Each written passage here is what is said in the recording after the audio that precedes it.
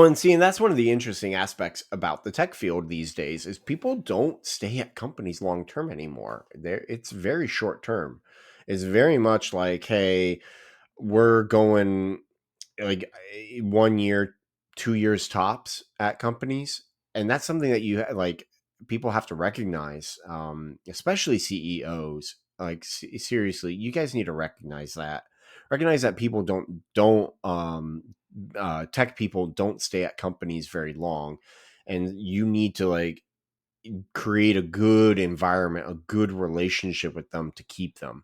Because the moment that you start creating some sort of an antagonistic relationship to them, guess what?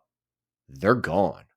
Like that, and that's something that you have to recognize as a leader. Like you have to recognize how important that is, because I guarantee you, like I guarantee you, at my current job, I could go make a ton more money somewhere else. I know I can. And there are reasons I don't, but you also have to understand. Passion kills. Oh yeah, but you have to understand that as a CEO, that like people like me, people who are senior, people like Phil, we we can go anywhere we want. We can write our like we could go and like I seriously, if I wanted to, I could go work at Google. I could go work at Twitter. Well, Twitter. I could go work at Facebook. Any of those places. But After this podcast, you can't work at Twitter I anymore. I'm sorry. refuse. I refuse. Twitter is They going won't hire you.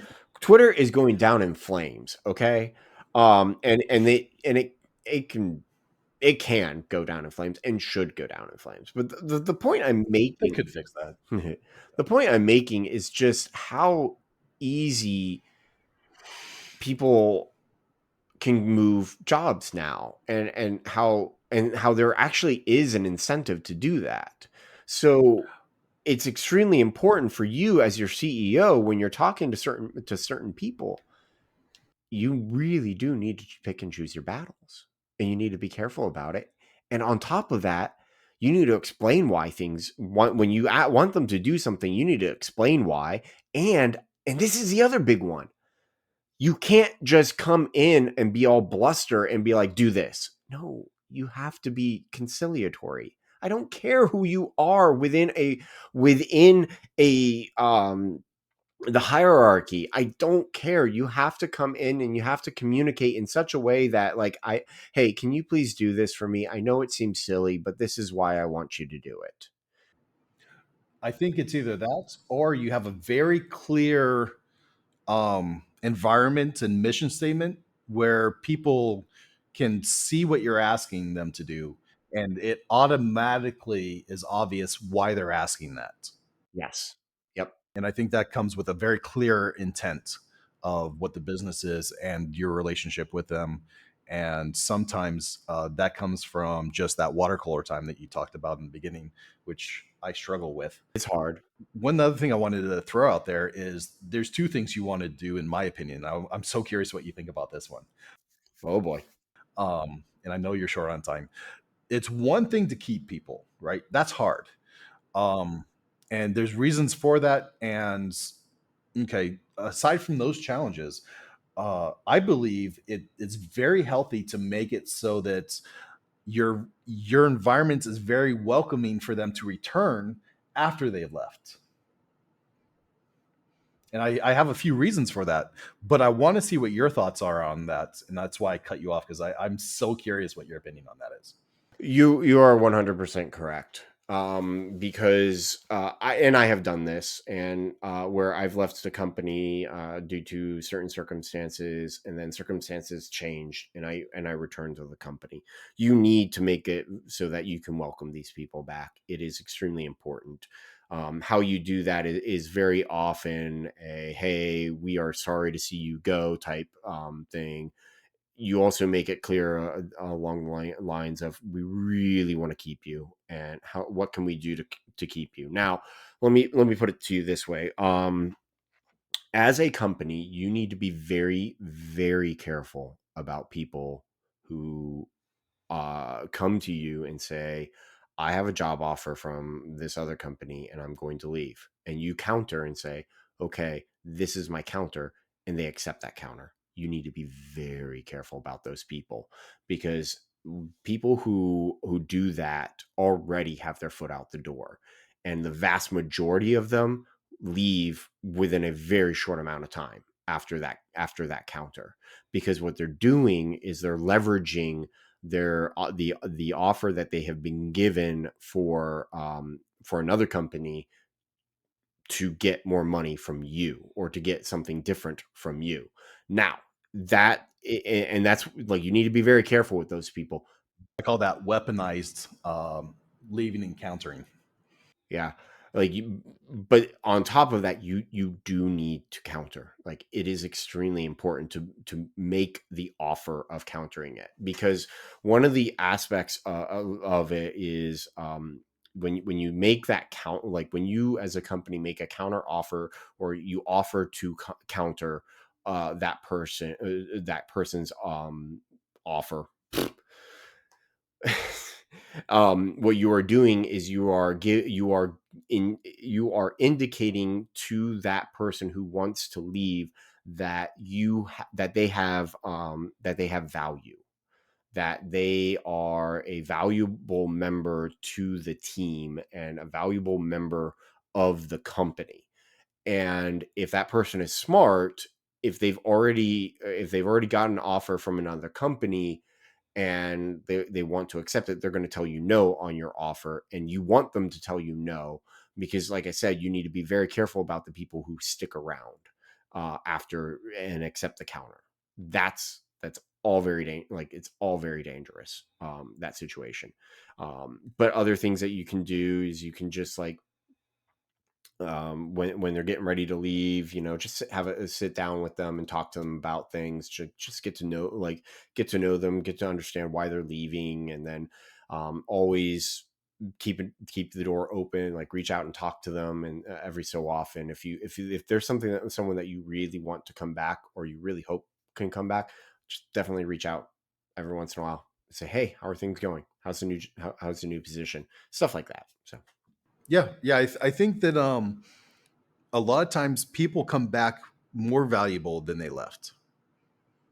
So when you have a good relationship and they didn't leave because they're tired of your anarchy, um, that when they leave, and sometimes not for a financial reason, but because there's experience they want to have, and they probably can't get it with you, or they felt uncomfortable asking for it.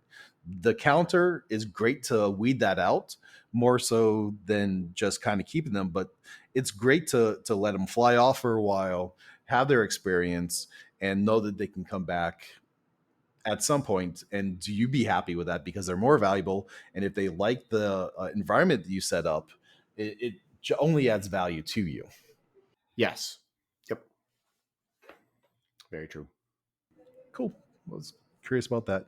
A funny thing, I'm so interested in the way that you like to raise your young developers. You throw them a challenge, and it sounds like you throw them a challenge, and then you show them your intent and your operating procedures in the process of correcting them, or walking them through your expectations, which is an interesting way to do it. It's like throwing some gasoline on a fire and then saying, now this is how we like to put it out.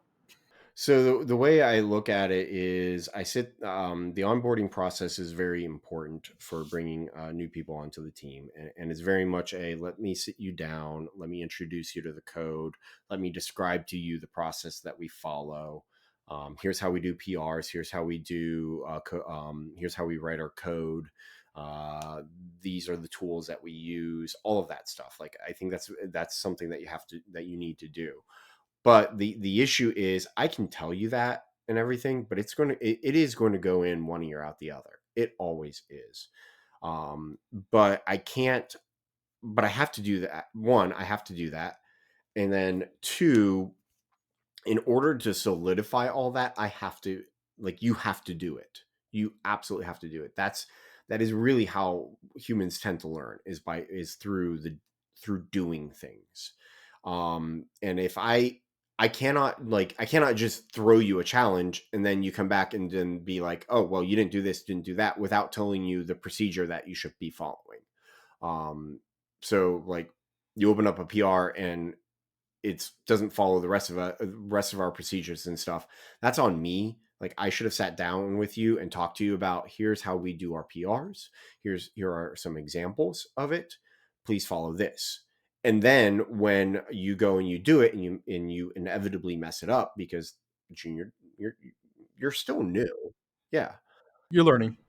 No matter what, you're learning the way the company works and how to use the tools. Now I can sit down and very easily say, well, you didn't follow the directions that I gave you. And be like, here, this is how you do it. Yeah, this is what right looks like. Or writer. My favorite, like when I'm talking to guys, I like prettier and writer. Because I sometimes don't know what right exactly looks like, but I'm really good at knowing what wrong looks like. A lot of it goes back to an old manager that I had a while back who he basically said, you cannot expect people to do their job if you don't tell them what their job is. And that's why, in my view, when it comes to code and PRs and things like that, you have to tell people, these are the procedures and stuff that we expect you to follow, and stuff. And that's also why I'm a big believer in, hey, go look at the task, come back to me and tell me how you're going to solve the task. Don't actually solve it. So anyway, I'm gonna have to drop. So sorry about that. I'm sure you had something else. It's okay. I have all my notes right here, and I'll harass you with them on our next call. You always harass me. This is more like an inter. This is what the show's about. It really, you should rename it to Phil harassing the hell out of Alan. Yep. So anyway, all right. We'll talk to everybody later. Stay tuned for the continuation of Decentralized Command.